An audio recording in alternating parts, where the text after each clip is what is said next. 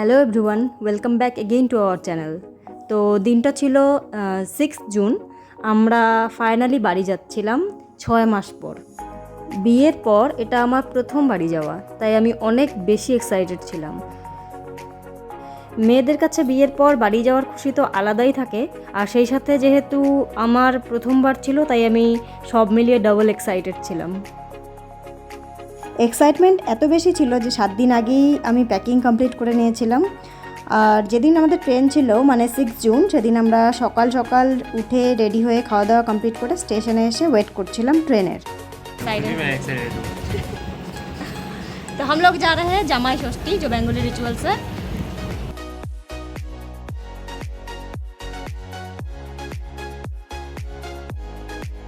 कृपया ध्यान दीजिए, मुंबई छत्रपति शिवाजी टर्मिनस से आने वाली हावड़ा को जाने वाली 12809 Mumbai Chhatrapati Shivaji terminus Howrah superfast mail कुछ ही समय में प्लेटफॉर्म क्रमांक 2 पर आ रही है। ফাইনালি আমাদের ট্রেন চলে এসেছে।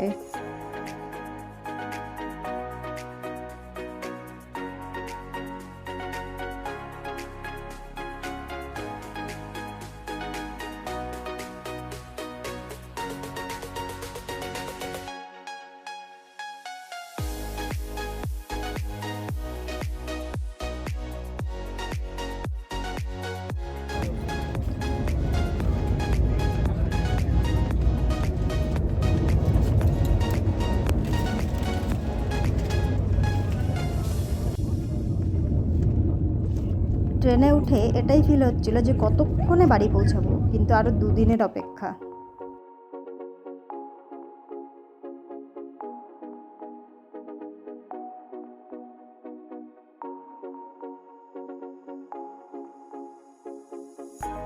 সময় যেন কাটতেই চাইছিল না, তাই সময় কাটানোর জন্য ল্যাপটপ খুলে বিয়ের ভিডিওই দেখছিলাম। কি আর করব, কিছু তো একটা করতে হবে।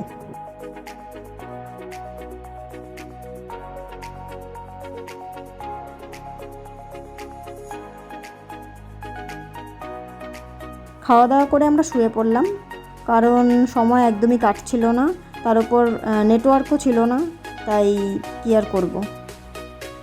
ভোর হয়ে গেছে আর আমরা ঢুকে গেছি ওয়েস্ট বেঙ্গলে। নিজের জায়গায় আসার একটা আলাদাই খুশি থাকে। না মানে তেমন কিছু না, ওই আর কি একটু সকাল সকাল উঠে ফ্রেশ হয়ে রেডি হচ্ছিলাম, মানে নিজের জায়গায় আসছি এতদিন পরে সেই খুশিতেই। সকাল 9টা আমরা পৌঁছে গেছি হাওড়ায়।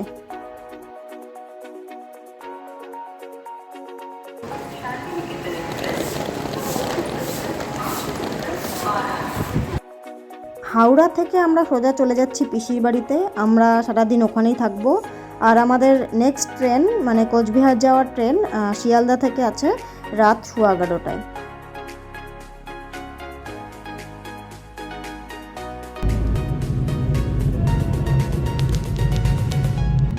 তো আমরা ডিনার কমপ্লিট করে পিসির বাড়ি থেকে বেরিয়ে গেছি শিয়ালদার উদ্দেশ্যে, কারণ আমাদের ট্রেনের সময়ও হয়ে যাচ্ছিল।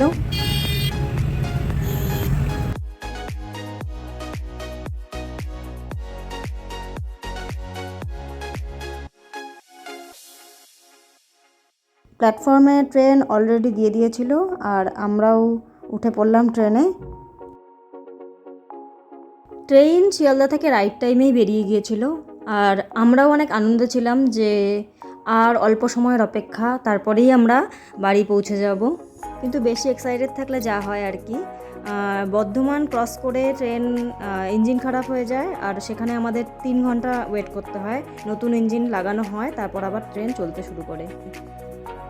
সো ফাইনালি সকাল হয়ে গেছে, আজ আমরা বাড়ি পৌঁছে যাব, কিন্তু যেহেতু রাতে 3 ঘন্টা লেট হয়েছিল তাই ট্রেন লেটেই চলছে। তো বাড়ি পৌঁছাতে পৌঁছাতে আমাদের অলমোস্ট বিকেল হয়ে যাবে।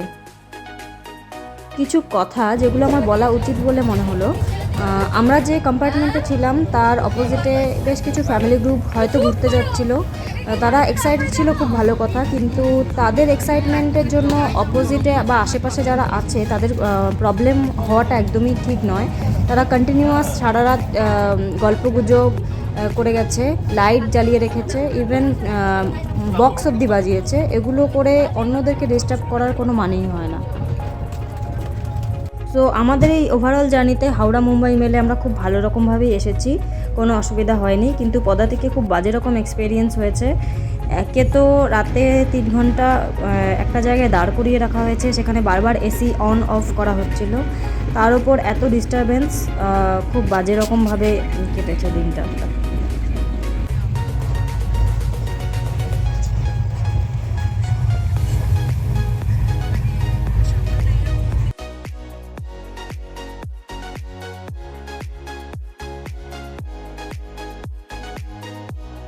তো এটা হচ্ছে ইন্ডিয়া বাংলাদেশের বর্ডার, যে কাঁটাতারের জালিগুলো দেখা যাচ্ছে তার ওপারে বাংলাদেশ।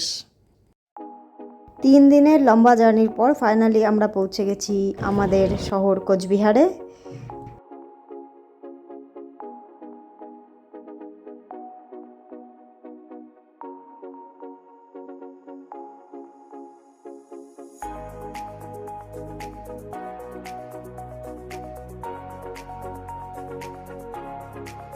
তো আজকের ভিডিওটি আমি এখানেই শেষ করছি। দেখা হচ্ছে পরের ভিডিওতে। চ্যানেলটিকে সাবস্ক্রাইব অবশ্যই করবে, ভিডিওটি ভালো লাগলে অবশ্যই লাইক কমেন্ট করবে, আর বন্ধুদের সঙ্গে শেয়ার করতে ভুলবে না।